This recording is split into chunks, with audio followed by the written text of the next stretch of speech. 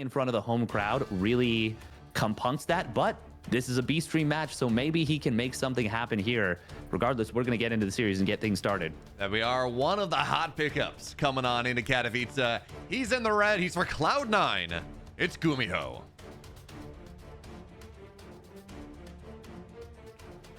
And his opponent spawning up at the top left for Na'Vi. It is Spirit. Is this our first matchup of the new teams, Steadfast?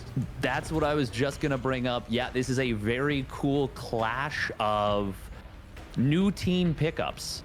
So you have Dark, who got picked up by Talon. You have Kelizer, who got picked up by R8, but they're each in their own group. I think these are the only two players that are in the same group for this IEM Katowice since we had that slew of new pickups.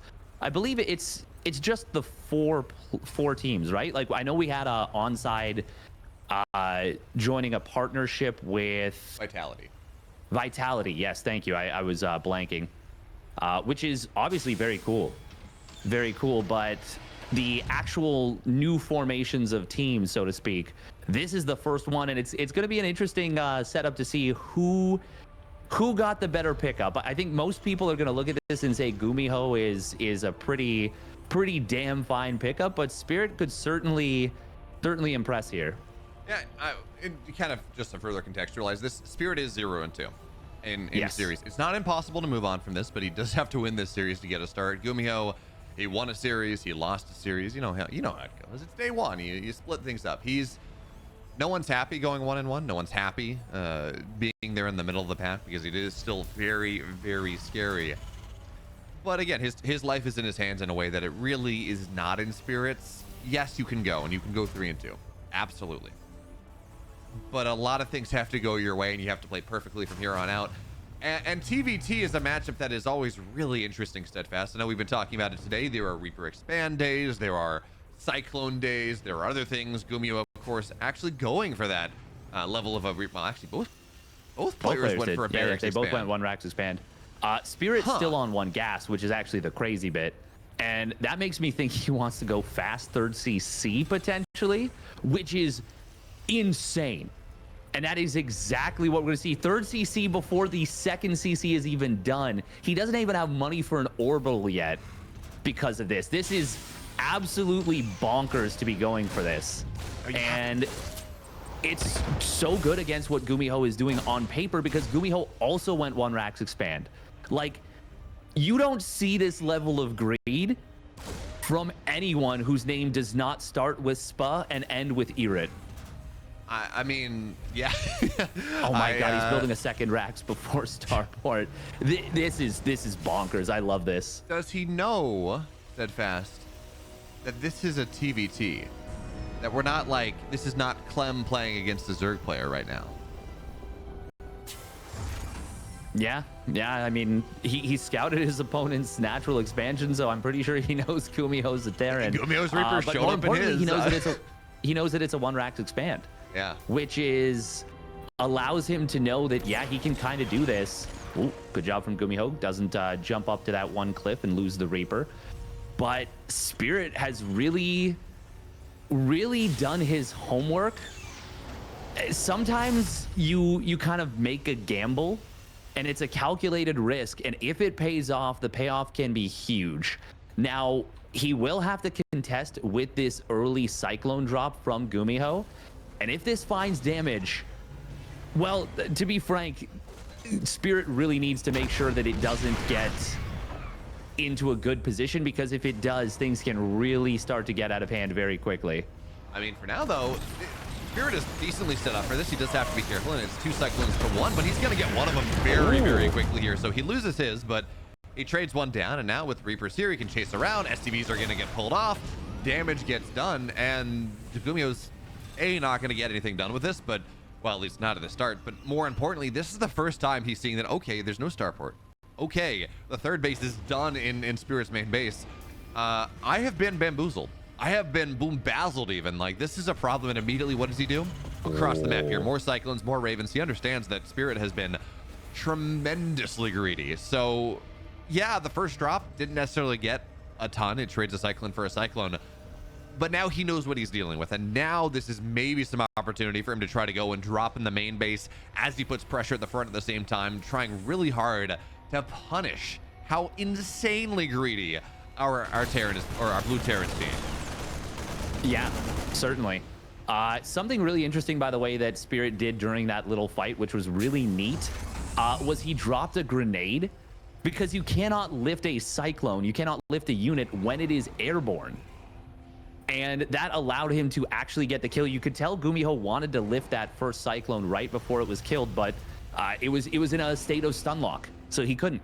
So cute little move from Spirit to make sure he actually got the Cyclone kill. Just wanted to point that out. I know it happened like a minute and a half ago, but it was pretty cool. We are going to be seeing mech out of GuMiho, but GuMiho is going to go for the double interference matrix here potentially. No, okay, Marines get back in position. He wanted to go for that, but there was also a tank on the high ground. And that third tank plus the Marines getting back in position allows Spirit to prevent this from getting out of hand. Now, this is funny because you don't often see a Bio-Terran versus a Mech Terran. The Bio-Terran, the one being the one dropping missile turrets. But in the context of this game, it actually makes a fair bit of sense with Spirit delaying his starport as long as he did. Stim is done. GuMiho will respond quite quickly, but he does still lose one of those Cyclones. Of course, the Hurricane Thrusters upgrade not yet done. But yeah, we're going to be seeing the battle mech, I believe, out of GuMiho. I don't know that if he would have ever played this against a player who had such a fast third command center as this and such a setup as Spirit had. But it is going to be interesting to see. Oh, GuMiho, will he get trapped? Oh, Spirit wants to go hunting. These Marines are so overstimmed, though, that, yeah, it's going to be a little hard. Well, yeah, but they'll gun down those Cyclones so quickly. It's just good job from GuMiho getting into the corner. I don't think he's expecting double missile turret here. He's like, wait, really? Like, you built turrets this quickly? But once again, it makes sense in the context of the game. Spirit, has he scanned out the... Yes, he has scanned out the factory. So it's like, he's building Marauders. He has to know it's mech, and he does. And now we're going into the mid game with a very interesting setup. Now, Steadfast, the hilarious thing about this is that Spirit went 3 CC. He started his third base before his natural was even done. He did it before. He went 3 racks before starport. Like, he's been so greedy on this. And GuMiho still has a 7-worker lead. Like, I understand that, yes, this is it's showing itself in other dimensions, in the production that Spirit has and his tech development a little bit, but even still, it is wild here that Spirit has been the greedy player, and somehow GuMiho's economy is still better. I think it's more so in the last little bit that Spirit has been cutting SCVs in order to get a lot of production. And in fact, he is a lot of production and a lot of units.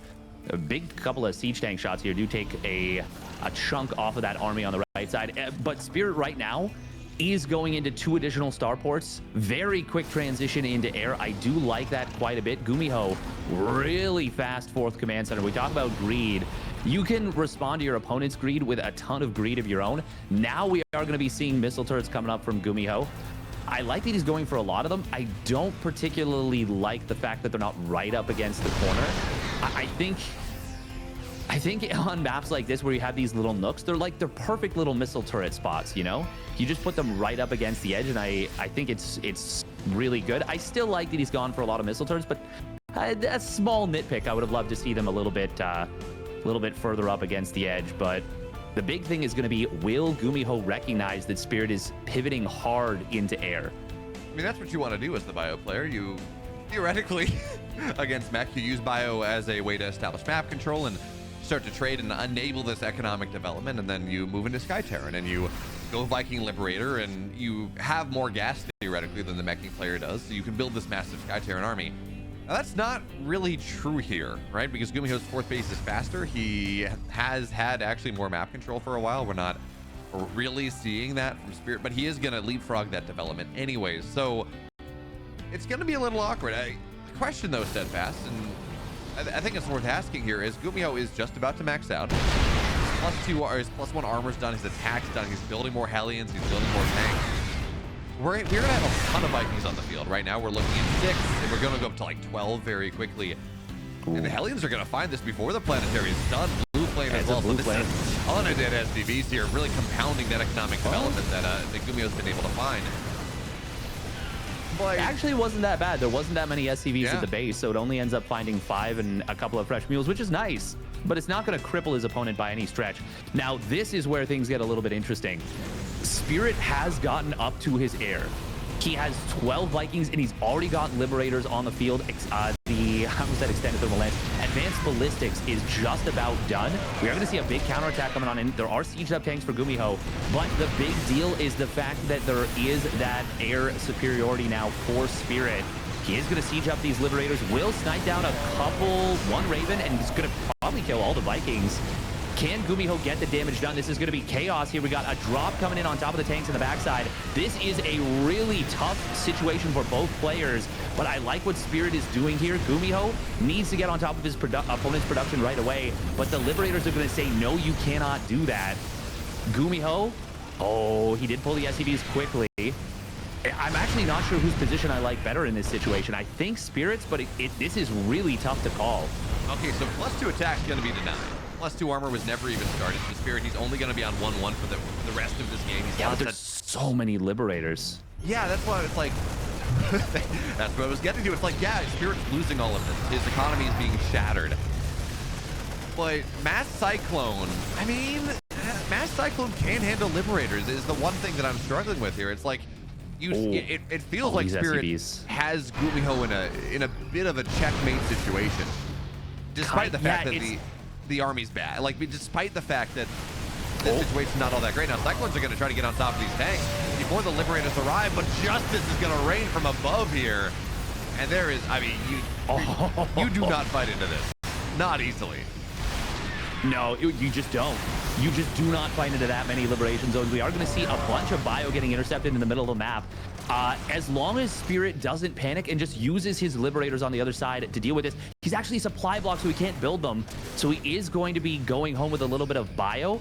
As long as Spirit doesn't panic, hold that thought. We're going to see just a rush in on top of the Liberators. The Cyclones are going to clear out everything. GuMiho baited Spirit's army away from protecting those Liberators. That was a huge play, and GuMiho able to clean this up. Now the checkmate is broken, and GuMiho has blown this game completely wide open.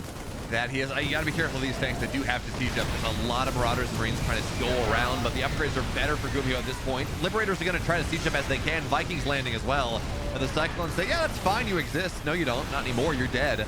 And at this point, Spirit is, in fact, just dead in this game. What a wild game one. Yeah, that was a situation that Spirit will absolutely want back, because he knows that with that many Liberators, a position on your opponent's natural, you are in such good control of the game. But he didn't manage to hold that position. He got kind of baited around by GuMiho with that mech army. And just very unfortunate for Spirit, because if he holds that situation, you know, you've got 6-8 Liberators and you're on top of your opponent's production, I think you just win. I think you just win from that situation. Like, there was no way for GuMiho to retake air control. It wasn't even close. Spirit, even if GuMiho mines from that left side planetary, there's not enough production for GuMiho to break the air superiority. And then the only way to clear out the Liberators is with Cyclones. So if he has enough bio, even 20 to 25 supply of bio to just cover those Liberators, I think Spirit just wins that game. Despite the supply differential, despite the economic advantage for GuMiho, he was in such a strong positional advantage. And that is one of those games that is really tough to recover from mentally on your best day. When you're down 0-2 in the group, it is that much more difficult. Yeah, it's kind of funny. I was looking at that fight. It's like, it was very much looking for a time that this was going to be a game where Spirit was going to win up or down like double army supply, which seems wild, right? Because just that's not how StarCraft works. But if I have a bunch of Liberators and you really can't deal with them, and you know I have this air superiority, the worst you can do is a draw. I can shut down all your economy, then I can float away. But by moving the SCVs in with the Cyclones, he tanked just enough Liberator shots that the Cyclones were able to clean everything up. And, well, despite getting away with the greediest possible opening, wasn't quite enough for Spirit. It's funny, I was looking at that. I know you said in part it's like, okay, he's cutting SCVs, but I had my eye on the SCV tab pretty much the entire game, and there was pretty much not a point where Spirit pulled ahead in the worker count.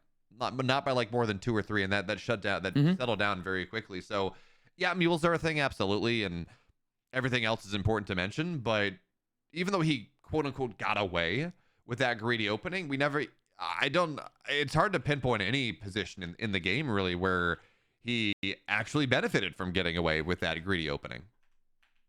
I think a lot of that has to do with the fact that GuMiho also opened one Rax Expand and never stopped building workers. Like, it's a fast third CC is nice, but GuMiho's third CC wasn't super late either. But, well, let's get into game number 2 and talk about that one a little bit. And the bottom upper left, he's up 1. Handling the Liberators very well. It's GuMiho.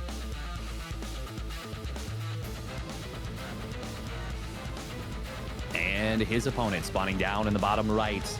It is Navi's Spirit.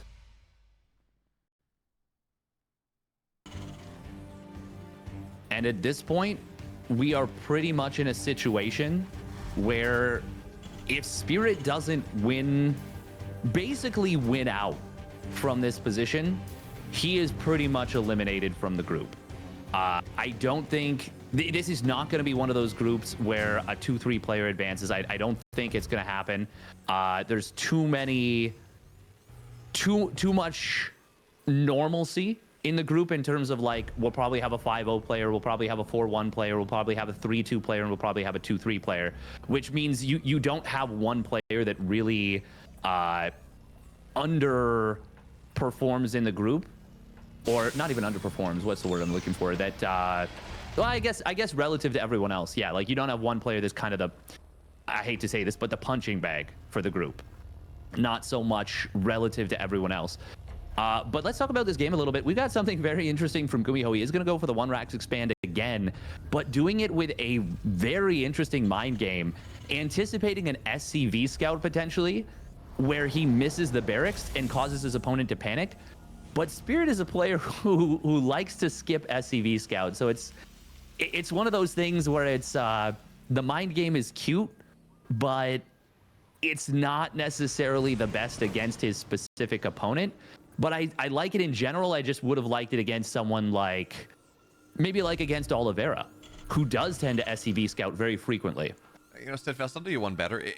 If there is a step that Spirit can skip, he will skip it. Like, he's the champion of hopscotch, okay? Like, he can skip everything, and that's what he's going to want to go for. We saw that in game 1. We're seeing this in game 2 right now, because his goal is to get in the late game as big and as beefy as possible.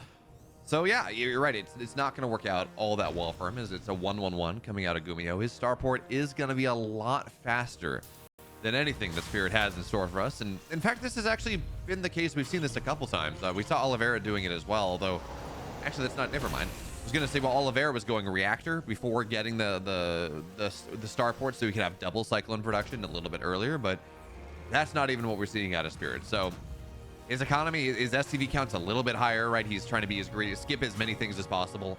But at the end of the day, we have to see what happens. This is a very quick, I was going to say this is a very quick tech lab going down from GuMiho, but that's just going to be probably for a Raven.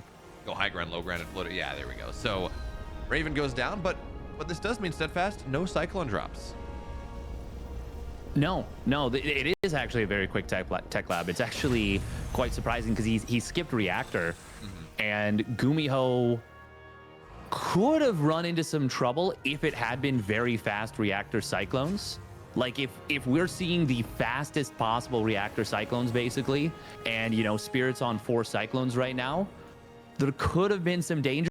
But I like that he does this on the map, because anytime there's a ramp, I mean, trying to push up a ramp into a defensively oriented player is just going to be a really bad time. So if this was a map that didn't have that ramp, I wouldn't really like the opener from GuMiho. It would feel a lot more risky.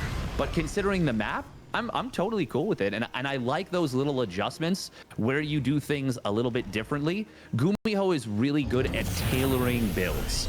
And this is a situation where I'm really a big fan of his tailored build. And now behind this, he is going to plop that factory on the reactor. Is it going to be basically reactive Okay, no, it's not. It's not. I was like, that'd be very weird if he goes basically reactive reactored cyclone, because he did just get the scout with the Reaper, but maybe was thinking about it and then was like, no. Or it was just one of those things where it was kind of a muscle memory thing, and then realized like, wait, no, I actually want to build a reactor with this. There's so much complexity and nuance to ways you can do a Terran opener with juggling add-ons and all that. It's okay to get crossed up a little bit and kind of wrap your feet up around themselves. Yeah, and the funky thing here, that as we talk about what the players are going for, is that GuMiho is actually going to be the first one into the third base. He starts it just a little bit faster, which, you know, is not necessarily always worth talking about because it's like a 10-second difference or something, 15-second difference. But against Spirit, this guy who loves to go and get as greedy as possible, the fact that GuMiho is functionally out-greeding him that's an achievement in and of itself, and it will stand GuMiho in a pretty nice position going forward. Now, he is on double eBay, but he's only started one of his upgrades. Only +1 on the way, no armor. Certainly that attack upgrade is going to be faster than whatever Spirit has. His eBays aren't even done. But the fact that GuMiho is only going to have half this nice time that he might have built his way into otherwise is a bit sad for GuMiho. Yeah, it's very unfortunate, actually. Really undercuts the power of this build, because look at the timing on the 1-1 upgrades. GuMiho would be looking at like a 30 to 40 second upgrade lead. Instead, he is actually going to, he will have an upgrade timing lead, but it's going to be 1-0 versus a 0-0 as opposed to 1-1 versus, 0-0, which is, I mean, it goes without saying that's a pretty huge difference. Literally double the advantage or half the advantage, depending on how you want to look at it. But he does start his armory reasonably well timed. Spirit, for his part, he does start his 1-1 at the optimal timing for himself for when those engineering bays finish, so at least he won't fall further behind. But this could still be scary, even with just a single upgrade advantage. And GuMiho, he's got a lot of Ravens and a lot of potential to maybe get something done here on this left side. Well, he's up one Raven. He's got a ton of energy on those Ravens, certainly enough to shut down the 4 tanks that are right here. Yeah, he certainly has enough energy to shut those down. The question is whether he can get on top of them. There are Marines forward. Ravens are going to try to dive on top of this. Interference Matrix 1-2 is going to go down. Not going to get the third one, not just yet, but that's fine because GuMiho is just going to kite away from it for right now. Taking the fight against these Marines again with that one upgrade advantage, and sure, he's going to get anti-armor missile, and yes, these tanks will fall, but it's 5-7 dead SCVs. A lot of Marines have fallen as well. Was it the game-ending push that GuMiho would have loved? No, Steadfast, it wasn't. But it does open up a bit of a further gap here. Again, already GuMiho, his upgrades are in a, well, I was saying is in a better spot, but he hasn't started his +2 attack just yet, even though his armory was on time for it. And that means that this upgrade timing, yeah, it's going to equalize for the most part. Armor's going to be done right around the same time. It's going to be like a 10-second window for +2. Well, as I say that, it would have been, yeah. But the armory is very slow for Spirit as well. The big difference is he knocks down a decent amount of Marines, and more importantly, he gets some economic damage done. We're going to see one of these medevacs, despite wasting Raven energy on it, it's gonna find high ground, low ground. It's gonna be able to dodge away from these Marines, and actually nothing is done. Meanwhile, GuMiho on the other side gets on top of a tank here. Is gonna get on top of some SCVs. This counter drop, this counter pressure is getting so much more done. Nice hot pickup there from Spirit to make sure he doesn't lose the siege tank. He does have a really strong push on this top side. It's 6 tanks to 2.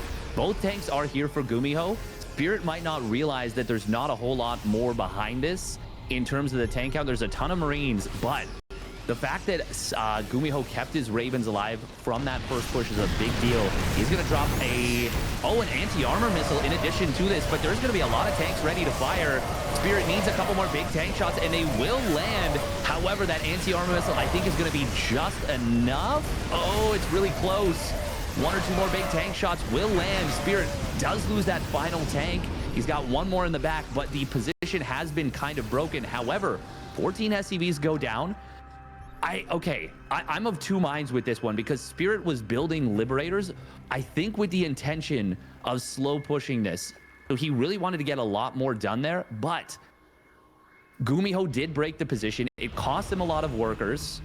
GuMiho has a way faster +2 weapons. Yeah, I'm actually not even sure whose position I like more. I think considering the fact that GuMiho is so good in these chaotic positions, I generally like this more for the Korean Terran. Oh, and if he's okay, he does spot this. Good job from Spirit to make sure he doesn't actually commit in there. If he had, that would have been almost certainly game losing for him. Meanwhile, other side of the map, we do see a single drop getting in here. Going to find a lot of SCVs. That's very nice for GuMiho. If he gets this Raven, that would be huge too. He's not paying attention to, though, because there's just a bunch of stuff happening everywhere. Liberators are getting damage done. 7 SCVs are going down elsewhere. I don't think that's just the Liberator. Something else. Yeah, I think there are 2 Liberators on the map, actually. Yeah, one on two, the fourth, one on the natural. So GuMiho's getting a lot of damage done, but again, he did have to deal with that one, and Spirit is able to go punch and counterpunch here. So at the end of the day, this medevac will fall. Maybe like 1 or 2 more SCVs should die as the Marines try to kite away. So again, it does kind of equalize. But I think Spirit's, well, no, actually, no, the fourth bases are kind of similarly timed as well. So 59 workers to 61, 89 army supply to 83. It's a 1 upgrade lead for GuMiho. That's kind of a big deal right now. And he's going to have, actually, the other big deal, he's going to have +1 mech attack done very quickly. And that means he's going to be able to get into +2 mech attack decently fast, which, of course, that's when you start one-shotting Stim Marines. And that's when the tanks become really difficult to fight into in this matchup.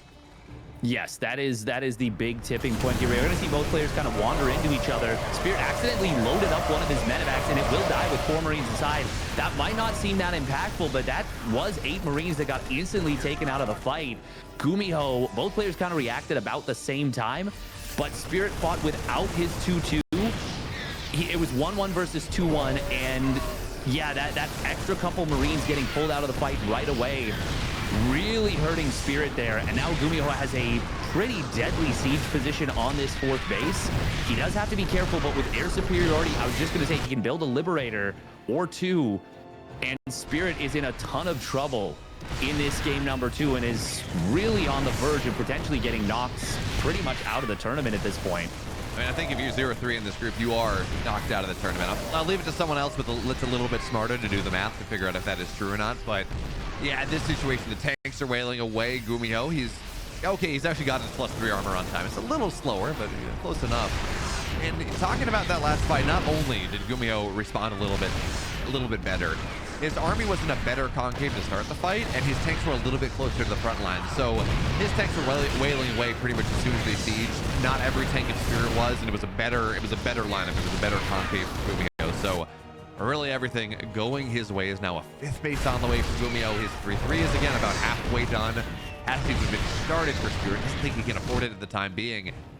And what we're missing here, if you're a fan of Spirit, is what we saw Clem do against Oliver, what we've seen Pure do earlier on, where when you're getting kind of socked in like this, where there's this heavy position, there's got to be some instinct to be able to do something else. Trying to drop on top of everything here. The tanks are unsupported, and that maybe is going to be the instinct. It's a lot of medevacs going down. Those Liberators going to not do anything.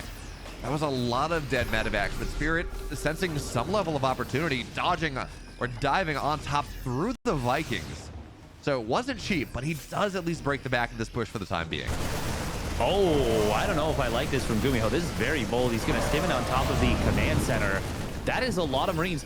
GuMiho is in a massively economically advantageous position. He's on a 4th base. Well, I mean, I guess they're both on 4th bases, and Spirit did hold that, but GuMiho's taking a 5th. The most dangerous thing for GuMiho is to get counterattacked and just lose the game. So that was a really bold move going in on top of that planetary for basically just a few SCVs, but it may just work out for us. Now he's got a massive army on the bottom side, no medevacs, but so many Marines. That's going to be an instantly dead 3rd command center. Doom drop into the natural from GuMiho. He actually could have unloaded everything, but I suppose he wanted to save the medevacs instead.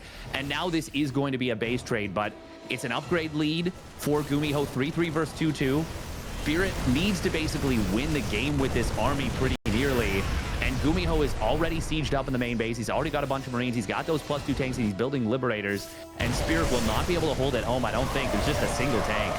Yeah, GuMiho was hitting like 2 seconds before his +3 armor would have been this, so that would have been nice. Maybe he loses a couple less Marines, but now Doom drop the main base, Liberator siege up on everything, and Spirit, well, the Spirit leaves the body on this one because GuMiho moves on 2-0, puts himself in a pretty nice position to go in advance and in Group A, but I don't know if Spirit's mathematic.